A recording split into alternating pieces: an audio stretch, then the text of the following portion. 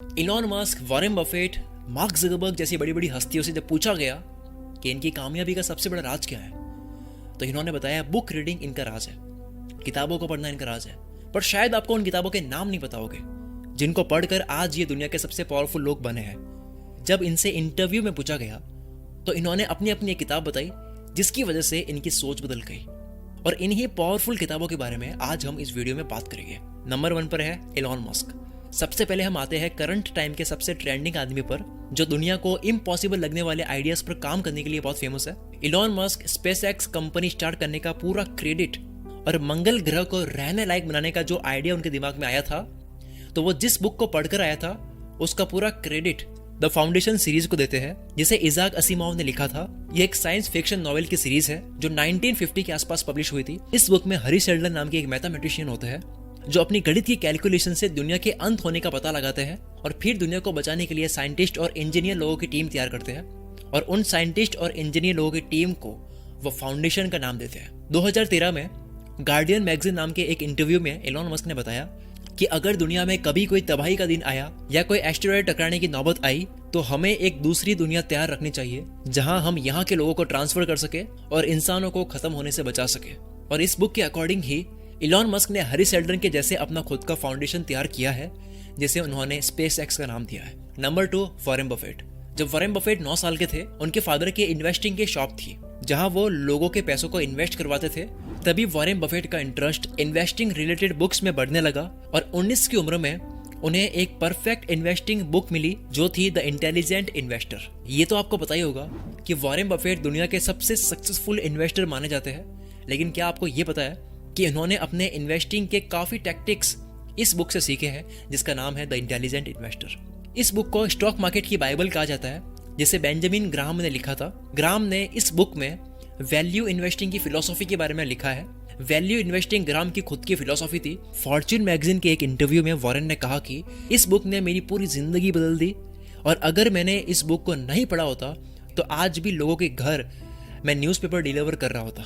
Number 3 पर है Bill Gates. सबसे लंबे टाइम तक दुनिया के रिचेस्ट इंसान रहने वाले बिल गेट्स फैक्टफुलनेस बुक को पढ़कर बहुत इंस्पायर हुए थे। इस बुक को कैरोलिंस्का यूनिवर्सिटी के एक्स प्रोफेसर हंस रॉसलिंग ने लिखा था। इस बुक में रॉसलिंग ने बताया कि दुनिया को सिर्फ फैक्ट्स के अकॉर्डिंग देखना चाहिए।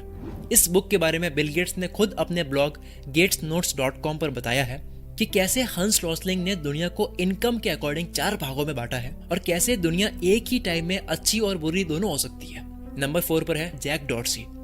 ट्विटर के को founder and CEO Jack Dorsey अपनी सक्सेस की main inspiration the Art Spirit book को बताते हैं, जिसे रॉबर्ट हेनरी ने लिखा था। इस बुक में अमेरिका के बेस्ट आर्टिस्ट के बारे में लिखा हुआ है और बताया है कि असल में क्रिएटिव माइंड कैसे काम करता है, यानी एक आर्टिस्ट का माइंड कैसे काम करता है। इस बुक ने कैसे जैक को ट्विटर बनाने के लिए इंस्पायर किया, इसका जवाब इन्होंने खुद दिया है। जब वो 2013 में स्टार्टअप स्कूल नाम की जगह पर स्पीच दे रहे थे, तब उन्होंने कहा सिलिकॉन वैली में कोई भी इंसान किसी और कंपनी के नक्शे कदम पर चलकर अपनी कंपनी को सक्सेसफुल बना सकता है। यानी कि वहां पर पहले से जो कंपनीज है, अगर आप उनके देखा देखी भी कर लोगे, उनके जैसे प्रोडक्ट्स भी बना लोगे, तब भी आप सक्सेसफुल बन जाओगे। लेकिन उनको ट्विटर जैसी अलग कंपनी बनाने के लिए द आर्ट स्पिरिट बुक ने ही इंस्पायर किया कि कैसे आउट ऑफ द बॉक्स सोचा जाए। सिलिकॉन वैली अमेरिका के कैलिफोर्निया में एक जगह है जहां एप्पल और गूगल जैसी बड़ी कंपनी से लेकर छोटी कंपनीज तक लाखों आईटी कंपनीज है और लगभग सभी सक्सेसफुल ही चल रही है। अब सबसे आखिर में नंबर 5 पर है मार्क ज़ुकरबर्ग। 2015 के बाद मार्क ज़ुकरबर्ग ने जिस भी प्रोजेक्ट पर काम किया है वो इसी बुक से इंस्पायर होकर किया है, जिसका नाम है creativity.inc, जिसे एलिस वॉलेस और एडविन कैटमुल ने लिखा है। एडविन कैटमुल पिक्सर एनिमेशन के को फाउंडर थे और 20 साल तक प्रेसिडेंट भी रह चुके थे, और इन्होंने इस बुक में अपना 20 सालों का क्रिएटिविटी और लीडरशिप का एक्सपीरियंस डाला है। ये बात थोड़ी सी हैरान कर देने वाली है कि मार्क ज़ुकरबर्ग ने अपने आप को यह चैलेंज दिया था कि वो 1 महीने में 2 बुक्स पढ़ेंगे और ऐसा वो 1 साल तक करेंगे, और उस साल उन्होंने जो भी बुक्स पढ़ी थी उनमें से सबसे बेस्ट creativity.inc बुक लगी थी। ऐसा इन्होंने 2015 में एक फेसबुक पोस्ट करके बोला था। इस बुक ने मार्क ज़ुकरबर्ग को इतना इंस्पायर किया कि इन्होंने अपने कैलिफोर्निया हेडक्वार्टर के दीवार पर बड़ा सा कोट लिखवाया है, जो कि है done is better than perfect. Means perfect के पीछे देरी करने से अच्छा है कि उस काम को पूरा ही कर दो।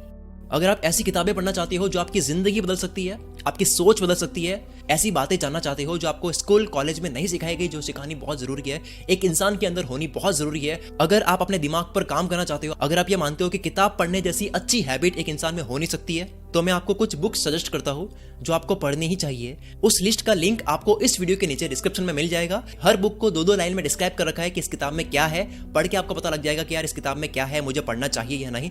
हो सकता है कोई बुक आपके लिए काम की ना हो, लेकिन 2 या 3 किताबें ऐसी तो है ही जो आपको पढ़नी चाहिए। आप खुद देखो आपके लिए क्या काम की चीज है, पढ़ो। Knowledge is power. हर कामयाब इंसान का राज बुक रीडिंग ही होता है। जाओ, नीचे लिंक है डिस्क्रिप्शन में, अभी जाओ पढ़ो। और इन बुक्स की प्राइस इतनी ज्यादा कम है कि इससे 20-30 गुना तो हम अपना मोबाइल का रिचार्ज करवा लेते हैं, फालतू का खर्चा भी कर लेते हैं कई बार। लेकिन अगर आप अपने नॉलेज पे इन्वेस्ट करोगे तो वो आपको जिंदगी भर के लिए रिटर्न देगा। Wish you all the very best. मैं शकील कुल मित्र से आपके सपनों को सपोर्ट करता हूँ।